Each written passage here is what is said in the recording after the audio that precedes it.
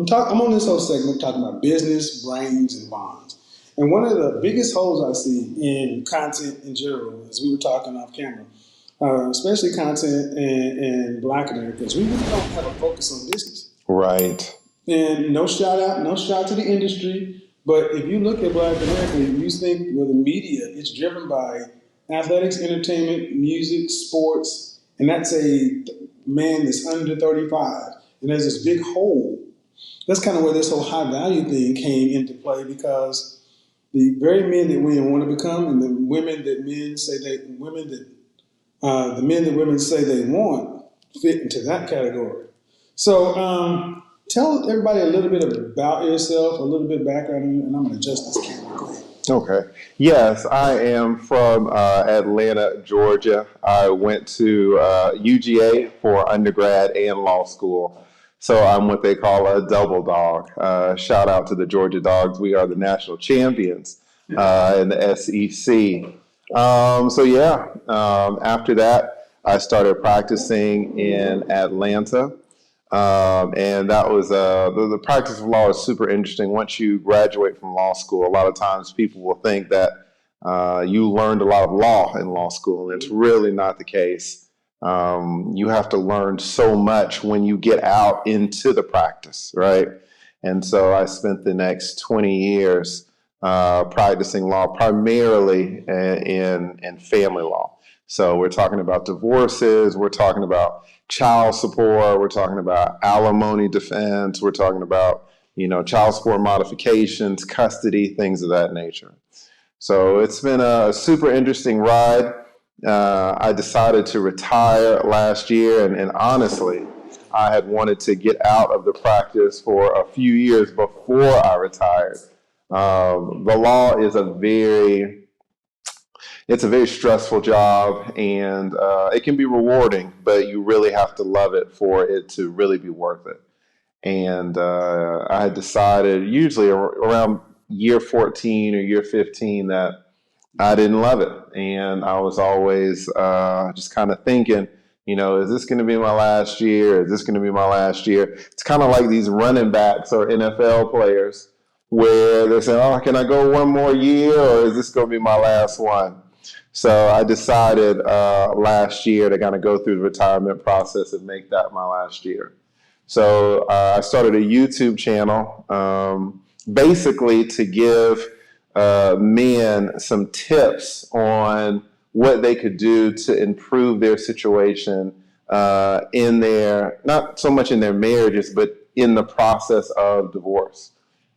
People pay divorce attorneys a lot of money to find out some very simple things. So I said, why not just start a channel where I talk about some of these simple things and give that information out for free. That was valuable, but it didn't get a lot of the following that I thought it should have gotten. And, just going over the growing humps and learning how to be a YouTuber. I was about to quit, in fact. I thought about it 2 or 3 times. But then the man himself, O'Shea Duke Jackson, really gave me a lot of inspiration, helped me out tremendously, gave me some collaborations on his channel that really boosted my subscribers, it boosted my views, and it gave me a lot of momentum. And with that momentum, I was able to see more about how YouTube worked. I was able to get more exposure, and I was able to get my message out, and it started resonating.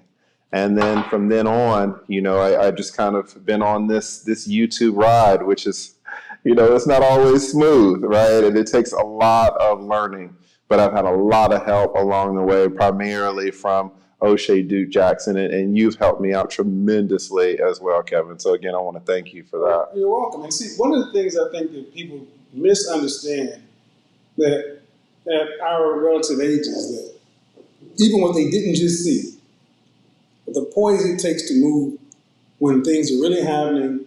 Everybody has a plan until they get hit. Yes. I always say you build the airplane while you fly, and that's a skill set that I developed in the corporate sales room and in the boardroom. She developed it in front of in front of judges and things like that. So the making of content. There's a content portion, there's a knowledge portion, there's a presentation portion. You mentioned that you came to give guys some tips and pointers and things like that, but it really didn't take off until you start talking about relationships. It's And true. the relationships, let's just call it the conflicts. Yes. Yeah, I noticed a lot. You come into YouTube saying, okay, I got a message and this is what I want to share with the world. And you share that message and no one cares. No one hears it. No one pays attention to it.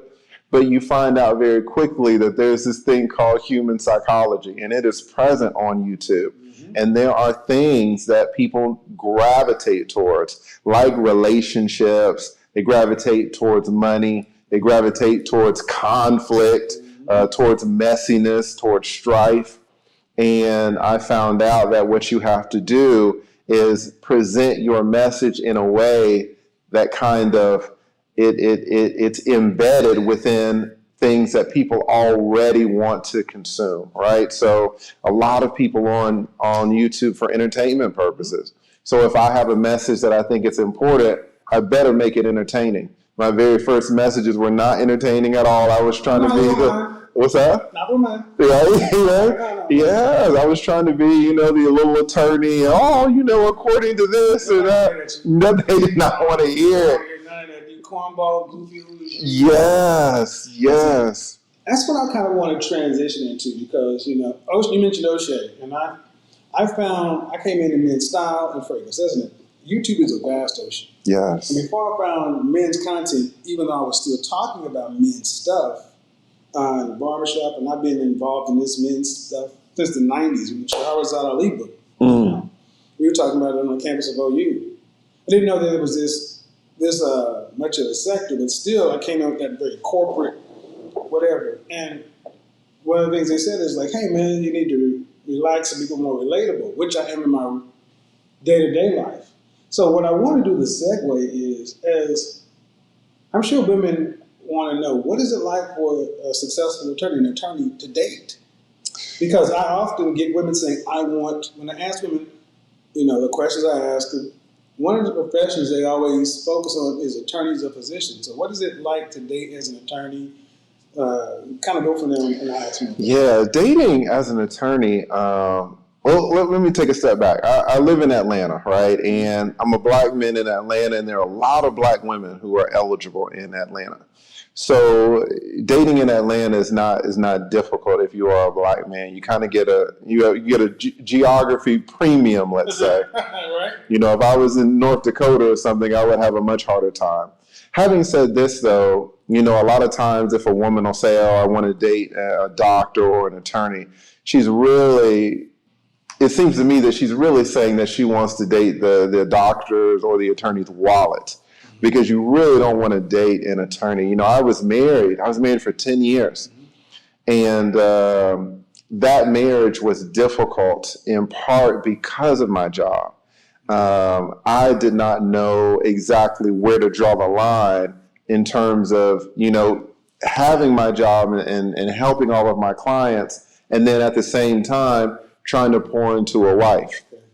And it was very difficult. And so if you're dating an attorney, you need to know that the attorney is not going to be around all of the time when you want the attorney to be around. So what I'm hearing is wallet, but also under the big umbrella of lifestyle.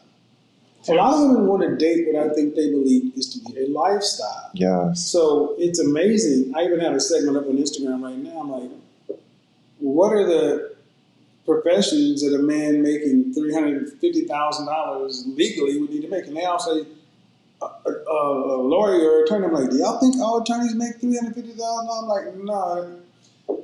But when I realized that a lot of women want this lifestyle and they want you to be babyface. Yes. So you're exactly right.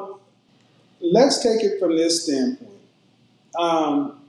What would you, if you were talking to the 18-year-old version of yourself, what would you tell him to prioritize in the next 10 years regarding his personal life and how to move with the expectation of becoming an attorney out in the dating world? How about that? Yeah, that's a big question. And to be honest, I'm going to give you an honest answer. You might say a woman says, "Well, I want to date an attorney because they have an idea of what dating an attorney will be, an idea of what that lifestyle is." 18-year-olds thinking about going to law school, they also have this delusion of what it is like to be an attorney. And I had no idea when I changed my major to pre-law and back in undergrad that and I was going to be this attorney. I had no idea what that career looked like, about the hours and the stress. It was not. It was a good career, but it wasn't necessarily fulfilling for me. So if I had to take a step back, I might say, listen, is this profession even Do you for really do you? this? Exactly, exactly. See, and for me, as somebody who was in corporate sales, I primarily sold to attorneys Mm, for the time. No matter what industry I was in, I sold to attorneys because one of my friends says, "You're our kind of asshole." Because I actually had a firm actually offer to say, put you through law school, but I'm like, no, I don't think so. I think you would have made an excellent attorney. Excellent. But so when I was downtown Dallas, Haynes and Boone, Jackson Walker, Kenton Hanger, these are some of the big names that were across the buildings out there. And it used to amaze me that when you walked into a big law firm, they got the domination and intimidation starts within. Yeah, the big rotunda and all that. You're exactly right. Then you go behind the scenes. And after the people were up here, then you got all the paralegals and the first year, and they're just working their ass off. Yes. And then they juxtapose that with then when people start out on their own and they're in a little executive suite, and it's like they look like a copier exploded, and they're living in this. I'm like, now, how do you? I'm like, this doesn't look sexy. Exactly. Exactly. You work so hard, and so it's kind of if I hear a woman say, "I want to date an attorney," it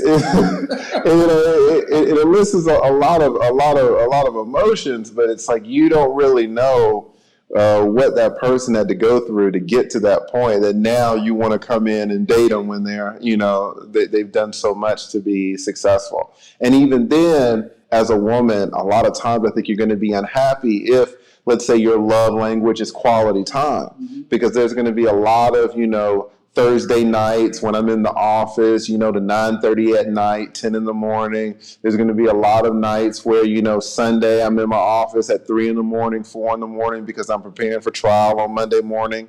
You don't really have a lot of contact a lot of times with your husband. Now, there might be some women who like that. You hear of all these athletes that, when they're playing in the regular season and they're away, they got their away games, everything's good. But the instant that they retire and they're at home, right, here comes the divorce, right? So it just depends. But dating an attorney is not all it's cracked up to be. I'll tell any woman that being an attorney, number one, is not all that it's cracked up to be. And certainly dating, I got out of a relationship, a 2-year relationship last year, and I talked to my ex about a week or so ago, and we're not really on great terms. And what's one of the things that she always used to say that would bug the hell out of me, which I've heard throughout my career, is if we're arguing about something or having a back and forth, and I start making a good point, she'll be like, "Oh, you're just being a lawyer on me. You're just lawyering me," right? So, dismissing the fact that I'm using logic, right? It's, "Oh, you're just doing your lawyer tricks," and you just kind of like, all right, you really can't win in that situation. I'm gonna tell you, as a salesperson, Mm-hmm. I used to hate when friends or relationships, women I'm dealing with, you're just trying to sell me. You're just trying to close me. I'm like, That's exactly right. it's like the worst kind of insult because, anyway, it's so bad. So let's transition it this way. For the people who aren't salespeople or attorneys, I got this term that I didn't come up with, this whole high value. Men who make a certain amount of income. And I think most women envision attorneys as having this great, you're going after work and dinners and socialize. Whether that's true or not is not really the point, but what is it, what are some of the challenges you would say you find dating today as a man who, let's just say for the sake of argument, you're financially doing pretty good. Mm-hmm. I'm not big about talking about money on YouTube, but you're doing better than most guys. You have a certain degree of notoriety, name recognition. So that gives you, in 2020 language, clout. How is it dating today versus, let's say, 10 years ago? Yeah. Dating for me, as an attorney, most attorneys don't have clout. Even, you can have an attorney that's making $5 million a year and you don't even know his name, Mm-hmm. right? So most attorneys don't have clout like that. This is the first time in my life where I'm just starting to get recognized. I was down at Lenox Mall last week and I got recognized 3 times. Now, being on these dating sites, I'm also starting to get recognized on the dating site. They think my profiles are fake. Yes. And this is just happening, though, in the last couple of weeks. So obviously, I was kind of asking you about it because I really don't have any visibility on how to handle that situation.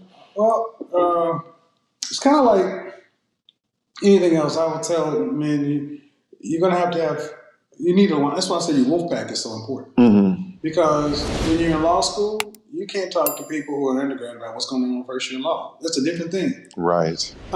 So when you need to be around, like I'm putting together a coalition of men who worldwide who are dealing with these issues because if you're single or you don't have any small children and you have this whole thing called digital nomad.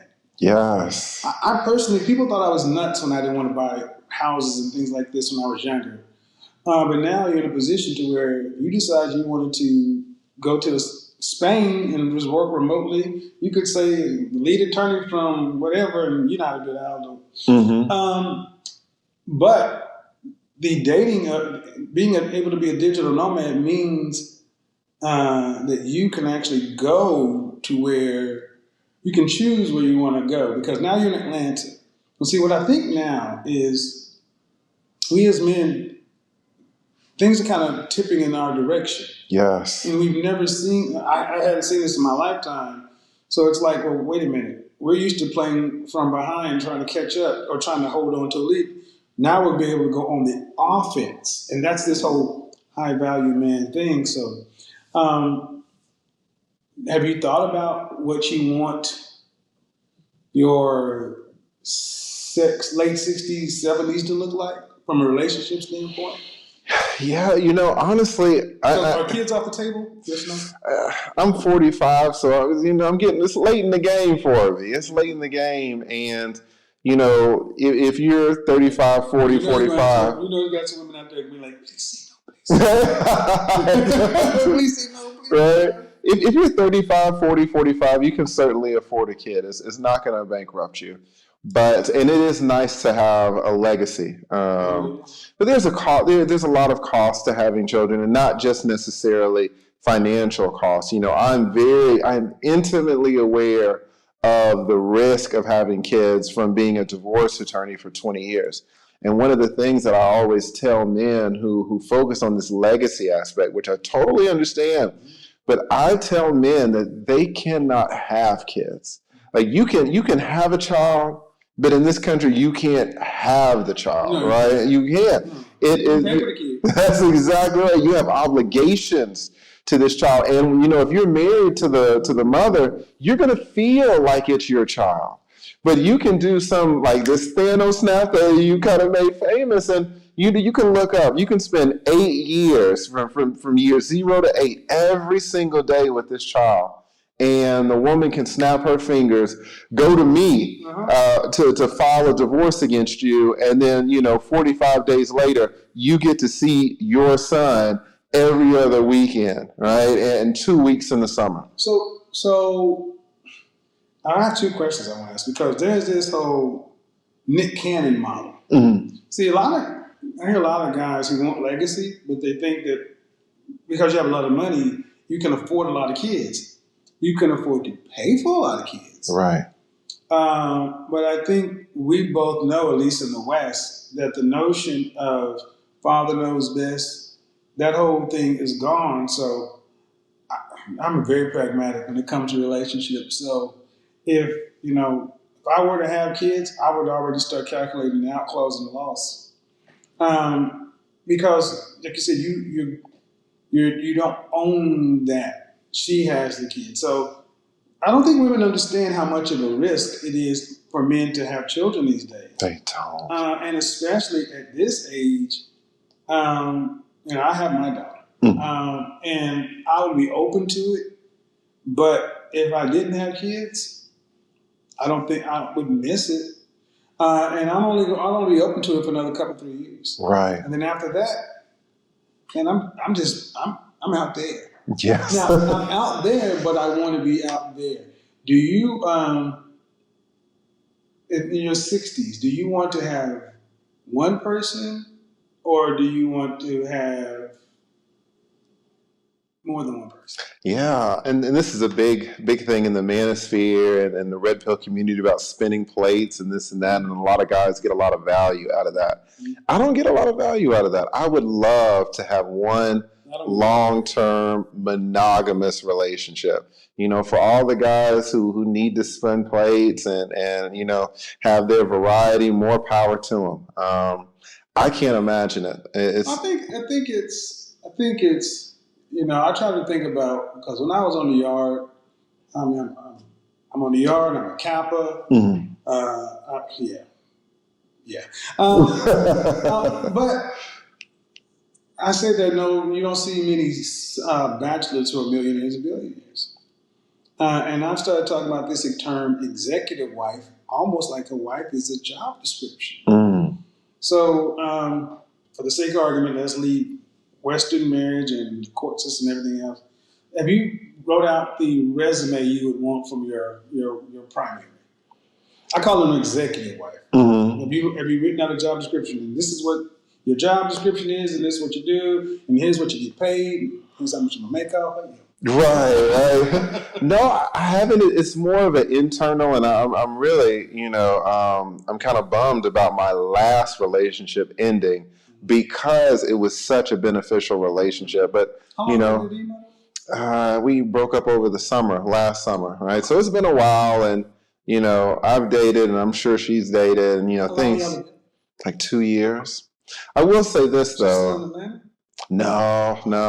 There's a lot of complicating factors towards it. Super special person. Yeah. It just didn't work out. But it's one of those things where you can feel it. You're just like, okay, this. At least when it started, right? At least when it started, like, oh my goodness, I was getting so much value out of that relationship. And if it had lasted, let's say, another year, we probably would be married, right? But it didn't make it to that point. I haven't written out, let's say, a resume, but I understand, like, in my head what I would want. But again, getting married and this, to a 20-year divorce attorney, marriage means something different to me than it does to a lot of people. And you had asked, how is it to date an attorney? And a lot of women will say, hold up, now you are a divorce attorney. Are you jaded? Are you against marriage because of all of the bullshit that you have seen in these family courts, right?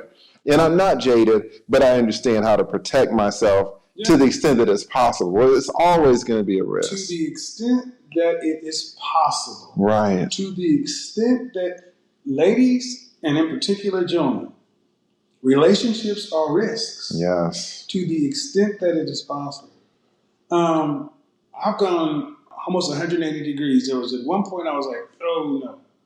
But then hearing so many of my clients and men who seemingly have everything on their ball, I said the reason I even started talking this men's content is so many guys are wanting relationships. And I think one of the biggest issues that men at our level have with relationships is women don't recognize or don't understand what it is to be us. Right. See, we're meant to understand them, and now my content and more content like that is finally forcing women to say, wait a minute, I'm expecting all of this. And you're starting to see more women at least think about this stuff. So, and that's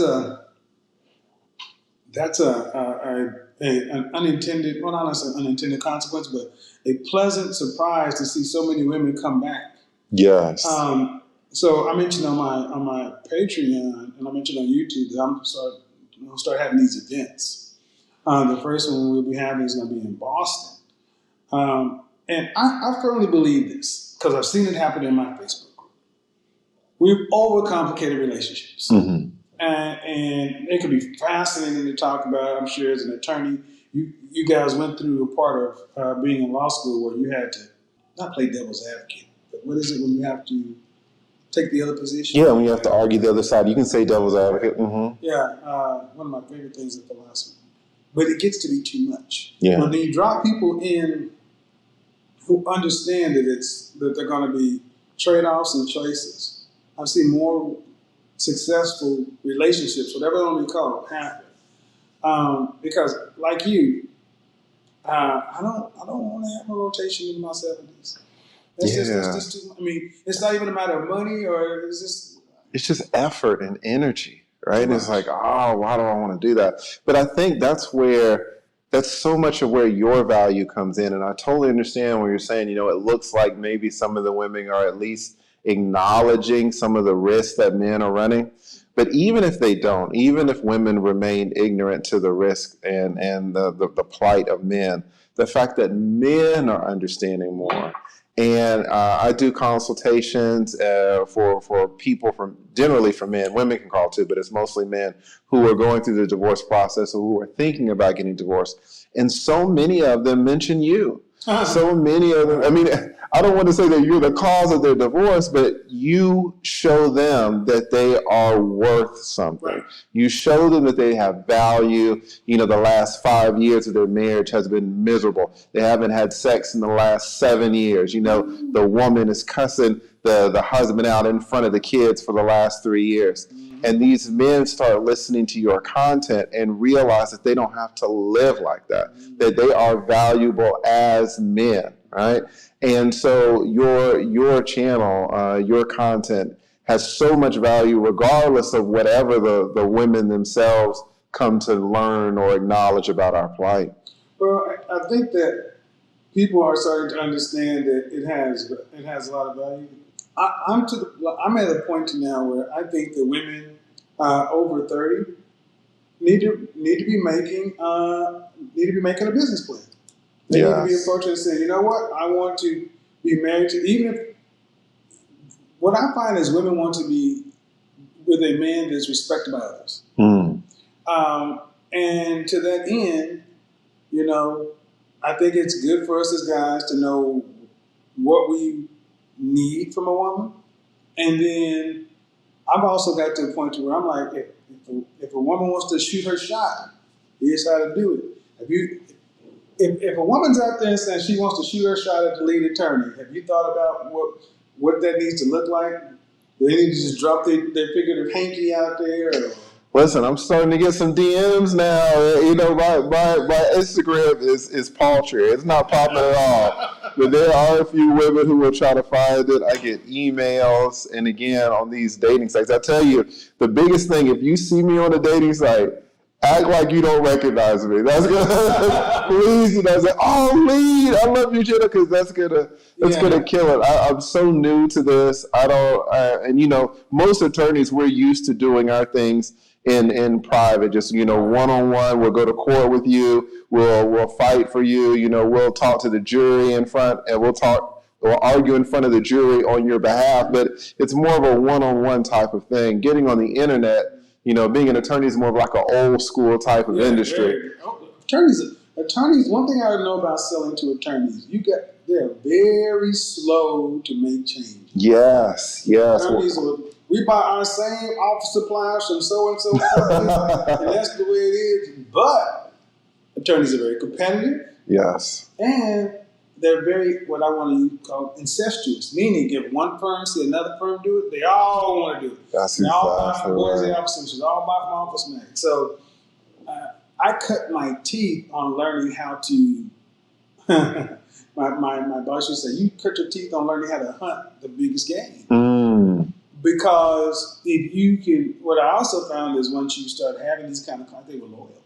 Yes. Loyal, and you ain't gonna just offer a law firm. We can say you 10%, man, whatever.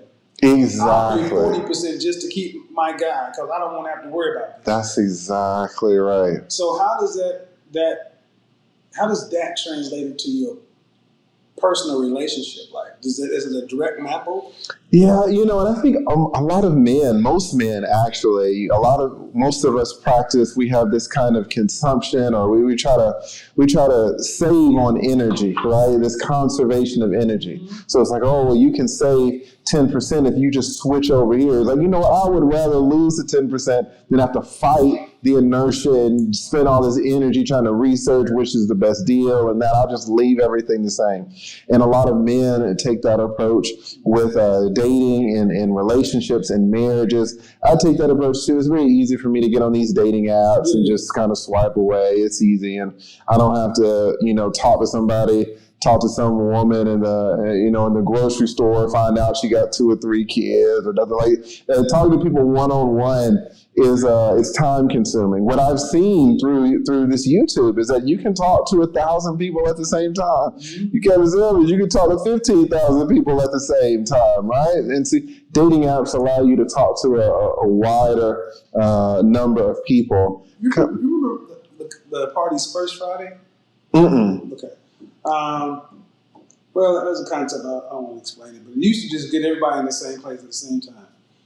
I'm going to try. Yes. What I want to do is get business, brains, and bonds in the same room. What I learned on Facebook is invaluable because it's not as though professional men and women, like-minded men and women, don't want the same things.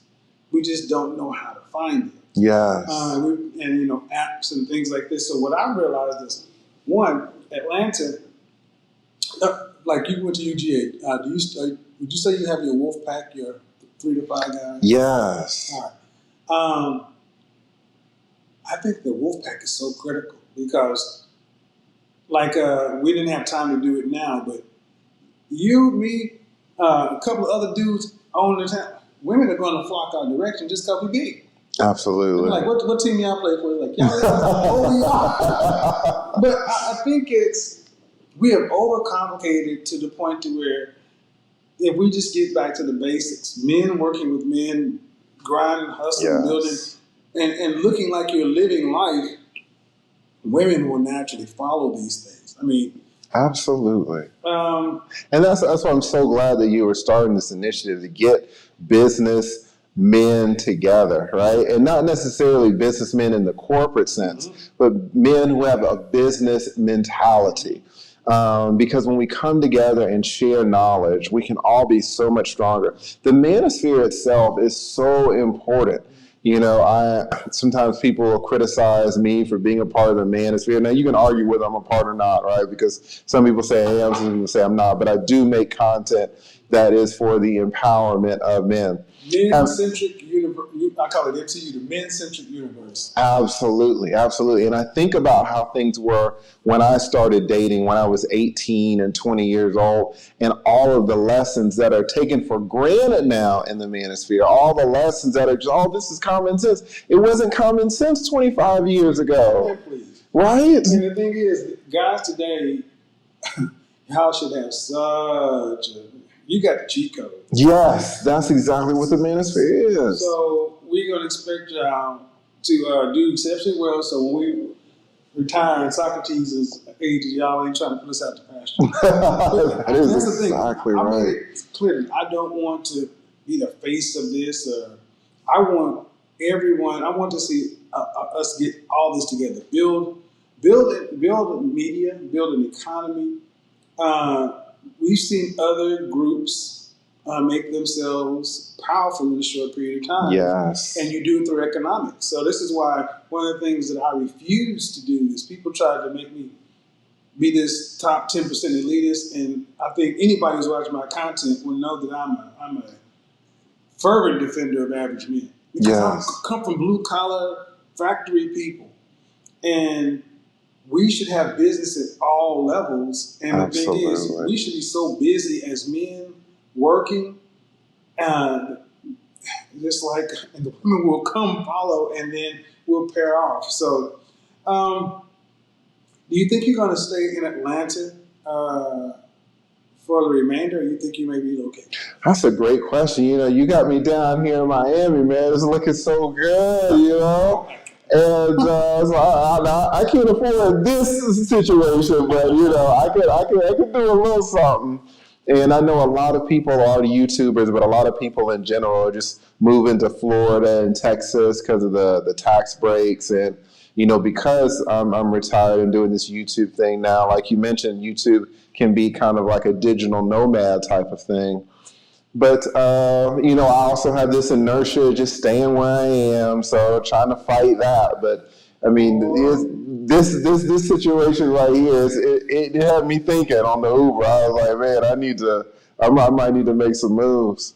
I'm gonna tell you, I built my business in Oklahoma City, and then in such a way Mm-hmm. to where if it worked, it could just be a pop-up shop. Atlanta, I came to Atlanta and said, I'm going to do a year in Atlanta. If I like it, not worst thing I could always go back home. Right. Then COVID hit. I thought about. I'm much more of a New York City guy. Mm-hmm. I mean, shout out to all you guys that love the heat. I hate the heat. But it's funny. Like LA and Miami are so good for business for what we do, but the ability to be where it is and happening. Also, what I noticed is it opens men's mind to the possibility. Like, I wish I was bilingual. Mm-hmm. If I was bilingual, y'all would have to fight to keep me here. Right. Because I'm doing the Rosetta Stone behind on it. But why not do a month? Because all you really need, honestly, after a good couple of nights sleep to get over the jet lag, is a stable internet connection. Yeah, it's true. Yeah, I mean, have you been to Europe? I've been to Europe a couple times, just on these little tours where they just rush you from city to city. So nothing really meaningful, let's say. So you're bilingual. Have you been to Spain? I've been to Spain, yeah. So you wouldn't even have to have that much of a learning curve, man. I would say, here's the good. What I think would be great is to see men, black men in particular, out in the world. Mm. And I'm a two-piece. I'm a two-piece of the biscuit dude, fried chicken. Never get too big for fried chicken, catfish. Yes. But getting out and doing these things and coming back, because what I do notice is whether people want to call it the manosphere or whatever, I'm just saying men's content. That's the perfect way to say it. So, if you can find it in the old school Playboy magazine, GQ, or Esquire, it should be able to be found. That's what I want to be found on my platform. That's everything. That's everything from private jets to Tylenol. Yes. Yeah. And we're at the very beginning of content that's bridging the gaps between men across the board and the fact that we're black men doing it. Absolutely. Even better. So I would tell you folks, I'm excited about what's coming up. And I'm really happy that we're pushing the envelope to improve the overall image of men and redefine what masculinity, excellence, and all this other stuff looks like. This is why, coming from the image side, it's so important that we start with that piece and then control the message and then become beneficial to other people other than ourselves. Don't just hoard it all to ourselves to get it kind of out there. So, I totally agree. And I think, bringing people together from diverse backgrounds, everybody comes in at an angle and everyone has something to contribute. You take you, an expert image consultant, you take me, and an attorney, maybe there's a CPA, maybe there's an MBA, all of these different people. And not even to be elitist, maybe you have people from the trades that are making a ton of money as well, right? Yes, absolutely. Everybody comes in and contributes. And it can be so much more powerful than, just talking about relationships with women. Because again, if your money is right and your business mind is right, the women are going to come regardless. And I think that's,